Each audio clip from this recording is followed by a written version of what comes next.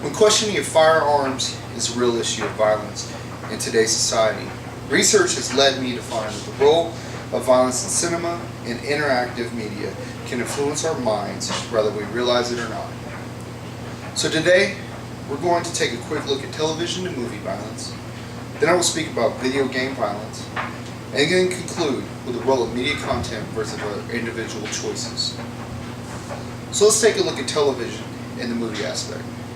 Referencing the article, Mind-Altering Media by Phillips, in 1961, Albert Bandura of Stanford University conducted an interactive study of preschoolers. One group saw an aggressive film of a man beating up a clown doll, and the other group saw images of a non-aggressive behavior. After viewing the short film, the groups were released to a playroom to play. The room had all sorts of toys, including the clown doll from the film. The kids that saw the violent film went and punched the doll and even copied details like the words the clown said. The Bobo doll studies show that children will imitate violent acts in precise detail. This is just one study and one proof that the content that we watch will have an effect on our minds. So does violent media depiction directly influence aggressive behavior? There is probable research, such as lab studies using particular viewing or gaming experience, to show that after watching just a half an hour of violence, children have more devious and aggressive thoughts, as Phillips reports.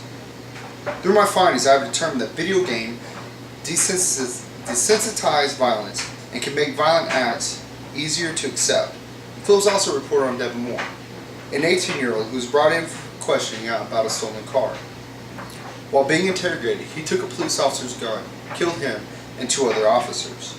When he was finally captured again, it was reported that he said, "Life's like a video game.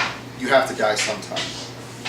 Although Moore was clearly a sick individual, he played Grand Theft Auto religiously, and the argument here is through interactive gameplay, he had already been in that type of situation and executed it just like a video game.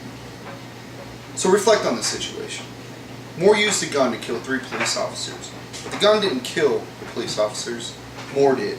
And wouldn't you say his gameplay affected his decision once he was placed in the situation, just like the video game?